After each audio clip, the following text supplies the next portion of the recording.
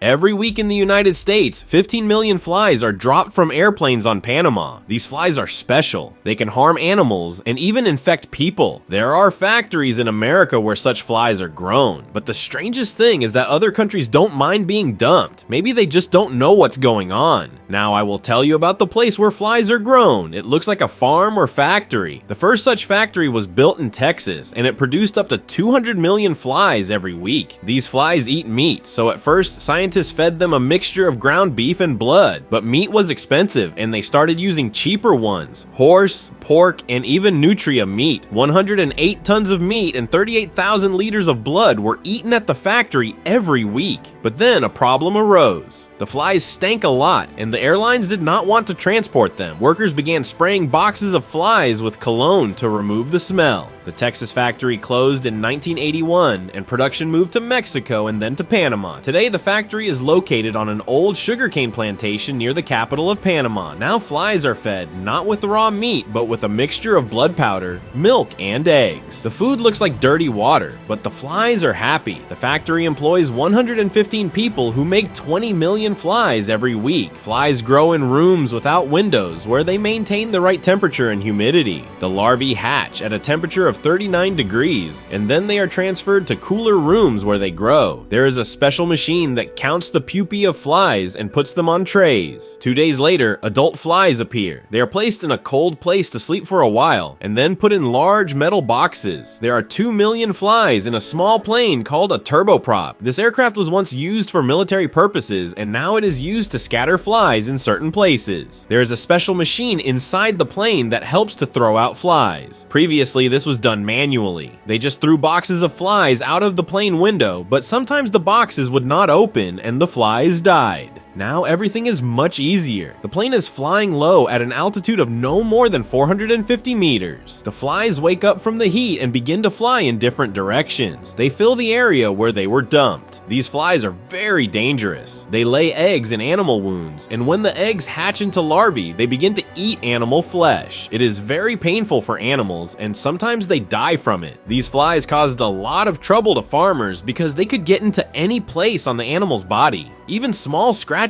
or bites. Every year in the southern United States, farmers lost a lot of money because of these flies. They attacked not only cattle, but also deer, squirrels, and even domestic animals. Flies were not chosen. The main thing was that the meat was warm and alive. But in the 1950s, farmers began to think about how to get rid of these flies. They turned to the government, and scientists began working on a solution to the problem. First, they tried to get rid of flies in the USA, and then in Mexico and Central America. In 1951, scientists began releasing special male flies on the island of Florida. These males were sterile, meaning they could not reproduce, but at first nothing happened. Then the scientists tried again on another island, Curacao, and there the flies disappeared in just a few months. This was the first step towards making animal life better.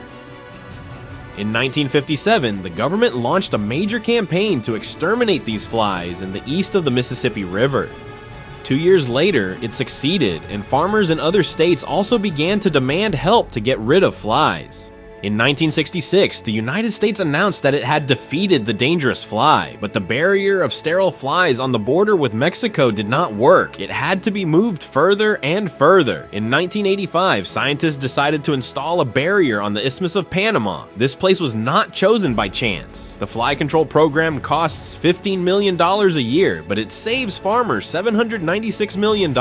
This is one of the most successful insect stories. But how are flies, planes, and barriers connected? It's very simple. Killing flies is one task and preventing their return is quite another. That's what the invisible barrier is for. Every week, planes drop 14.7 million sterile male flies over the rainforest. There is a factory in Panama where these flies are bred, but this is only part of the job. Inspectors ride motorcycles, boats, and horses to look for fly larvae north of the barrier. If they make a mistake, the whole job could be ruined. This barrier has been in place for 50 years because everyone everyone is working very seriously. Why is the barrier in Panama? It's about the money. Protecting American livestock with sterile flies is cheaper than maintaining a barrier along the border with Mexico, which is longer than 3,000 kilometers. Now about sterilization. Scientists have noticed that female flies mate only once in their lives. If a female meets a sterile male, she will no longer be able to have offspring. This is a brilliant idea. If sterile males are released into nature, the flies will quickly disappear. People breed flies in factories, sterilize them, and set them free. At first, no one knew how to do it. The idea was proposed by entomologist Edward Nipping from the U.S. Department of Agriculture. As a child, he constantly fought pests on his parents' farm in Texas. The story of the flies is very personal for the scientist, but when the Second World War began, he and his team took up more important matters. When the scientists returned to the problem with meat flies, he learned that high doses of radiation can damage cells. And then the idea came up to sterilize the fly larvae using X-rays. Scientists began conducting experiments with different stages of development and radiation levels to find the right balance. The larvae should be damaged enough not to reproduce, but not so much as not to attract partners in nature. But unfortunately, it will not be possible to simply release sterile male flies everywhere. These flies live all over South America, and it will take a lot of factories to grow sterile flies. Plus, you need a huge amount of planes, fuel, and flight permits. And that's not all. The consent of all governments and scientists is needed. In general, this is a difficult task. Some may worry that sterile flies will escape from factories and create problems, but it's not really scary. Even if they escape, they will die quickly and leave no offspring. But if the barrier that protects against common flies suddenly disappears, it's already serious. For example, in the Florida Keys, deer began to behave strangely. They waved their heads and opened terrible wounds. It turned out that the meat flies had done it. The good news is that the outbreak was stopped. The sterilized flies were released and everything became normal. But no one knows how ordinary flies got to these islands. There are two types of meat flies: